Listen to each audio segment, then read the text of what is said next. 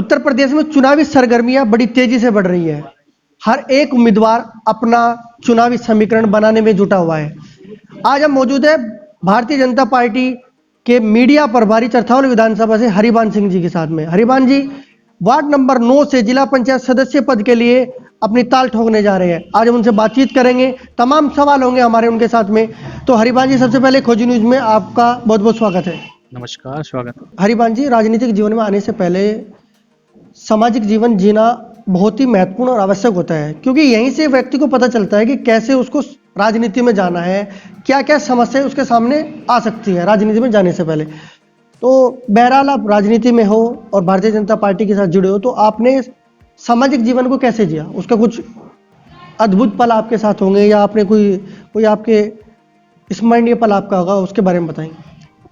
अद्भुत पल तो ये थे कि मैं पढ़ाई के साथ साथ ही समाज सेवा की तरफ आ गया और वहीं से मुझे राजनीति अपने आप ही ज्वाइन कर लिया है।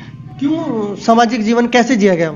सामाजिक जीवन तो बस ये था, हमने हाई स्कूल इंटर की, उसके बाद बीकॉम एलएलबी भी की है और उसी के साथ साथ ही मुझे समाज सेवा का बहुत बड़ा जुनून है। जैसा कि मैं अपने से बड़े बुजुर्गों में बैठता था, उन्हीं से सीख मिली है कि समाज में अपने से दूसरे का कैसे भला किया जाए, और भला करते अपनी सेवा करते करते राजनीति जीवन में प्रवेश कर गया। कब आपने भारतीय जनता पार्टी ज्वाइन की थी? भारतीय जनता पार्टी मैंने सन 2006 में ज्वाइन की थी। कौन कौन से पद आपके पास रहे हैं भारतीय जनता पार्टी में? जिम्मेदारी अभी रही होगी आपके पास। हाँ, शुरू में तो मैं सामान्य सदस्य था, फिर सक्रिय सदस्य बन गया।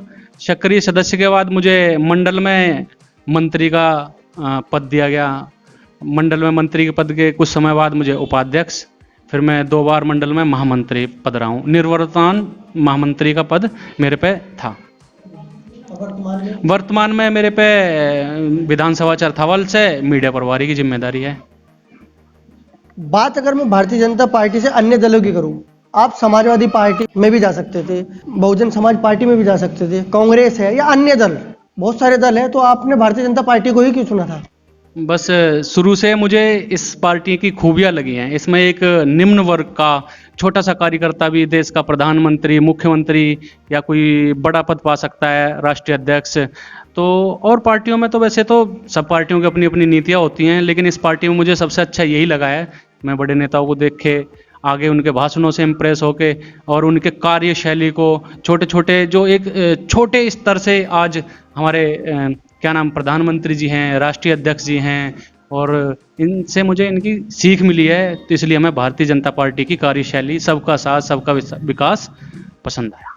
अभी आपने बोला कि सबका साथ सबका विकास, और आपकी पार्टी पर आरोप तो ये भी लगते हैं कि आपकी पार्टी भेदभाव करती है विकास कार्यों को लेकर या योजनाओं को लेकर। ये तो सब देखो कहने की बातें होती हैं। दूसरे राजनीतिक दलों को जब कोई मुद्दा नहीं होता है तो कहते हैं।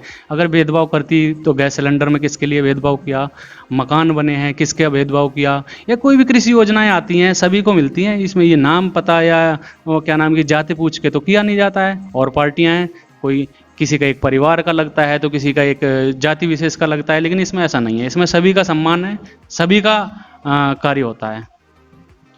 आप वार्ड नंबर 9 से चुनाव लड़ने जा रहे हैं, क्या योजनाएं होगी, क्या चुनावी रणनीति होगी? सबसे पहले तो यही होगा कि हमारी शिक्षा पे जोर दिया जाए। अगर शिक्षा ही सबसे मेन स्तंभ शिक्षा होता है। राजनीति में आने का मतलब ये नहीं कि मैं राजनीति करूंगा या कुछ करूंगा, शिक्षा पे जोर दिया जाएगा। हमारे युवा साथी जो भी भाई होंगे, उन्हें शिक्षित बनाने के लिए कोई कोचिंग्स हुई या कुछ जो भी सुविधाएं हुई, कुल मिला के जो भी मेरे पास योजनाएं होंगी, वो आगे हमसे आगे जो होगा अध्यक्ष जी के द्वारा या किसी के द्वारा उनको अमल में लाई जाएंगी। तो शिक्षा ही मेन उद्देश्य मेरा है, शिक्षा मजबूत होनी चाहिए।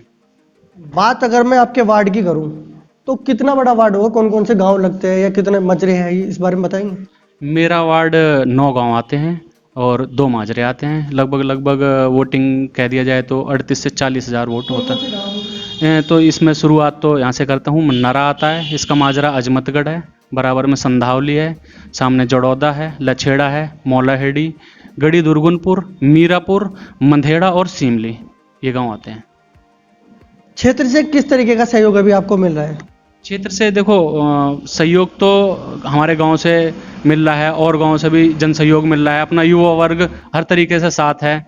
और फिर जब प्रत्याशी आ जाते हैं तो फिर देखो सभी के पास जाएंगे, पढ़ा लिखा हूँ, ये भी नहीं है कोई किसी तरीका कोई इल्ज़ाम हो कुछ हो, तो हर तरीके का सहयोग मिल रहा है। बात अगर अन्य जो आपके सामने उम्मीदवार चुनाव लड़ने जा रहे हैं और आप भी चुनाव लड़ेंगे, तो क्यों आपको जनता चुने, अन्य किसी दूसरे व्यक्ति को क्यों ना चुने?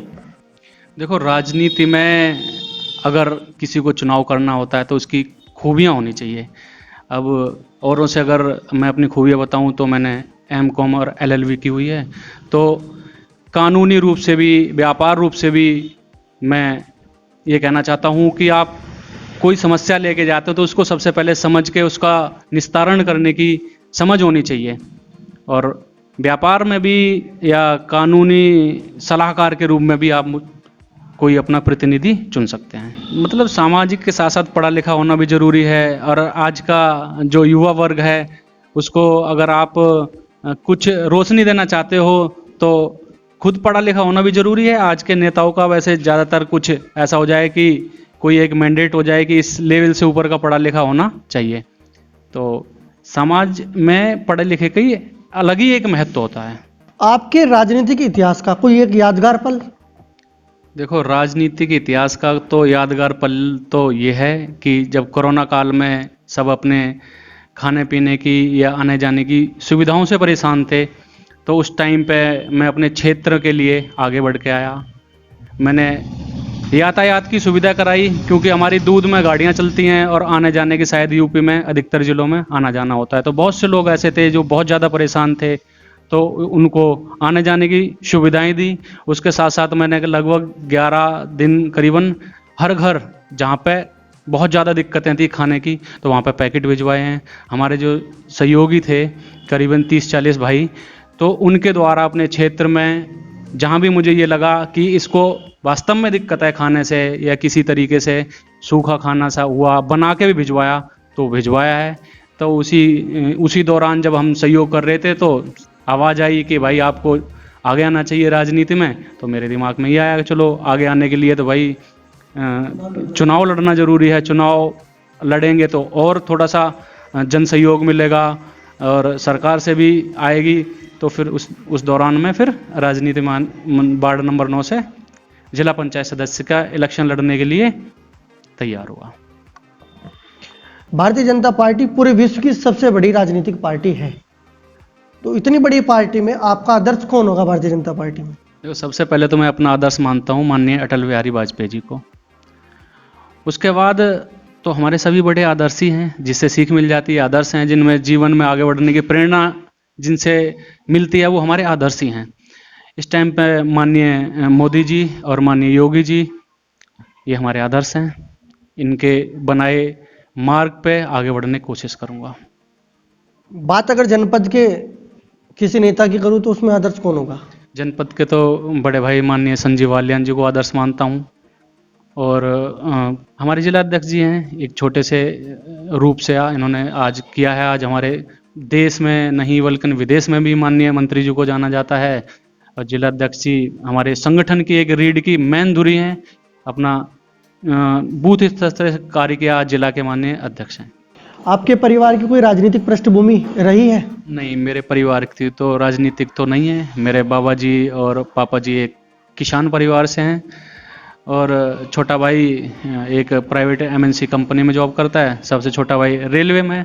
मैं खुद ही राजनीति में आया हूँ, और मुझे समाज सेवा सबसे ज़रूरी लगती है। इस समाज में अपने अगर किसी के द्वारा सहायता हो जाए तो वो मेरे लिए सर्वोपरि होगा।